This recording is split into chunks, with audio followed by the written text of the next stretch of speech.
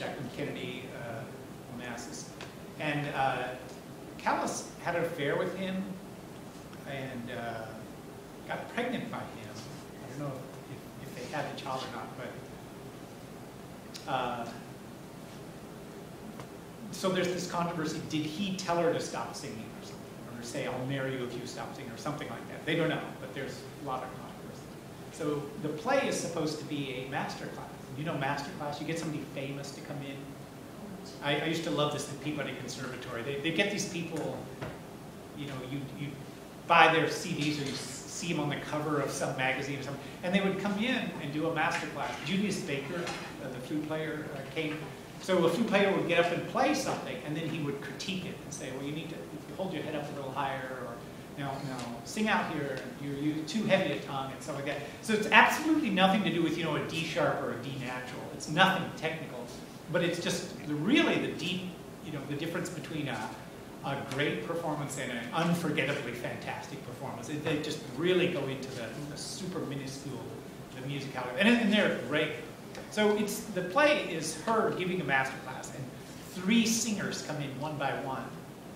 And there's a pianist on stage. They have a baby Grant up there, and he's accompanying and all this stuff. As the singers sing, it reminds her of her life. And so one of the sopranos picks this aria that happened to be the aria she sang when she was 18 and made all the newspapers for being so great. And as the soprano sings it, the music starts to get softer, and she says, yes, I remember. And it's her, it was La Scala. I was 18. The stage director called me a cow, but I was going to show him. I was going to go out there and make him eat his words with that high C. I was going to do, and I knew exactly what I was doing. And so she's kind of narrating this, and then it's funny, the singer stops, and then she kind of wakes up out of it. Fine, let's move on. It's like she wasn't listening, or she was daydreaming. But it was absolutely incredible, this person playing Callis. She doesn't sing at all. It's 3 others who are singing. But she just, incredible actors. I don't know where they got them. And Yuba alumni is in it. Wendy Cooper. Wendy used to be, Gwendolyn Cooper.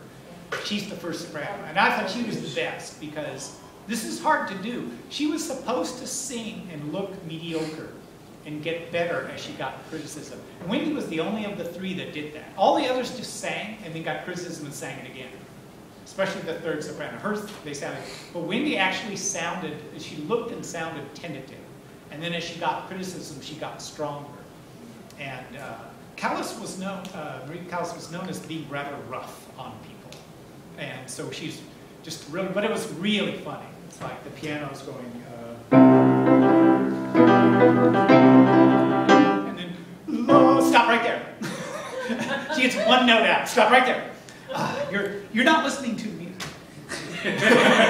But believe it or not, the stuff she says was really first rate. You won't believe it until you see it. There's, she says, you know, what are you singing?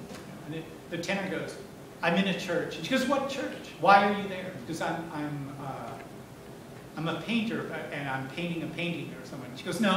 He says, I painted a painting of someone, and I'm watching this woman in a church pray. She goes, you don't even know where you are. You don't even know what church or anything you're in. And she launches this beautiful, this aria is you just painted the most beautiful woman in the world that you're in love with the night before, and now you see this woman praying in church, and she's old and ugly, but there's a beauty about her, and you're equating that with the beauty of the person that you're in love with. And you don't even know where you are.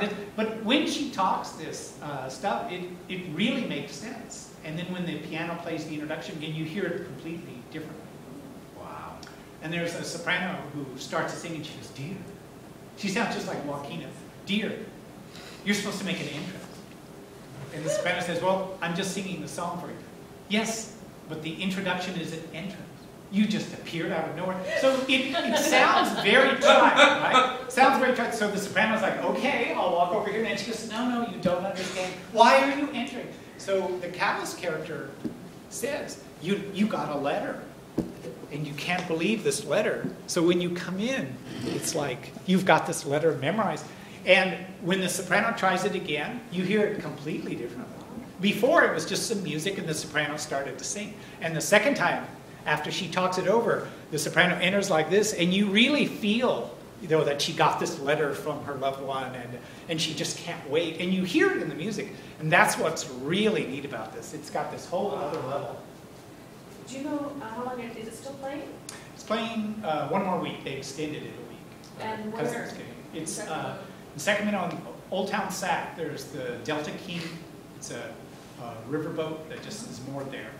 And it's Capitol Theater, but it's the Delta King Theater. And it's an intimate theater. It's small, and it works perfectly. You can hear every word everybody says or sings perfectly. But it's not small. It's just about the size of this one. So but I would highly recommend it. This was absolutely incredible. And even the joke, it's based on this woman's life. And she was known for being very critical of her peers.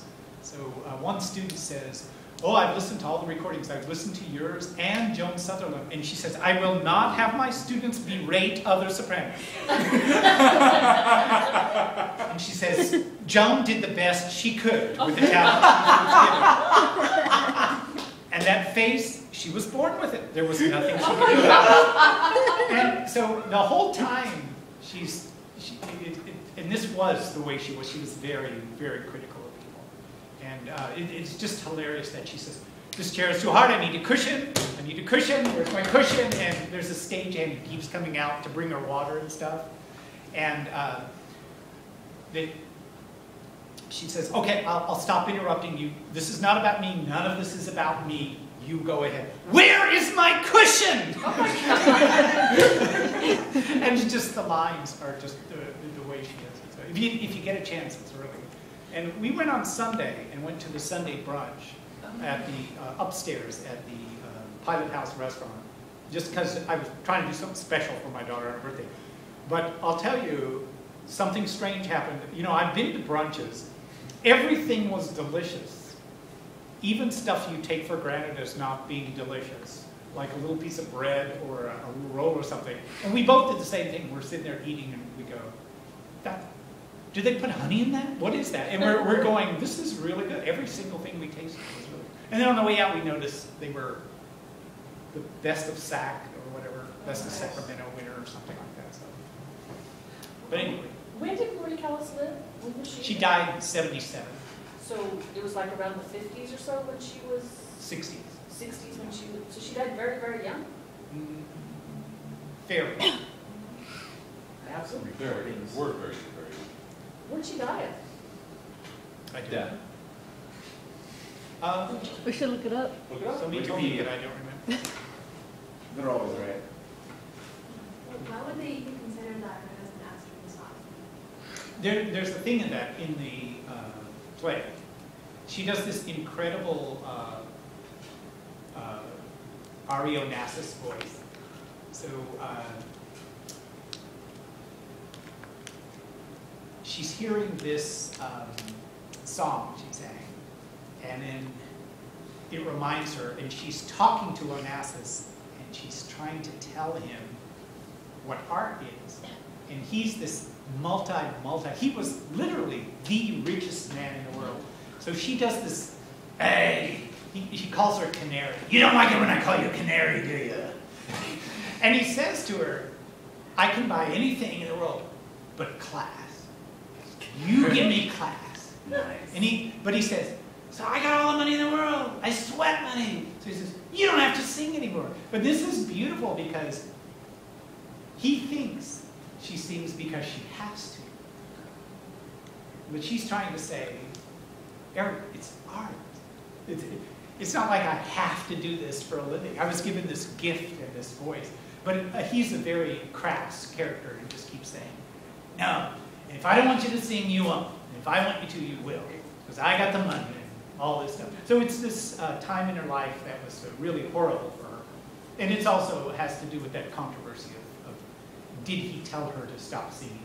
Because he wanted her around. See, he wanted her around at all the parties on his arm.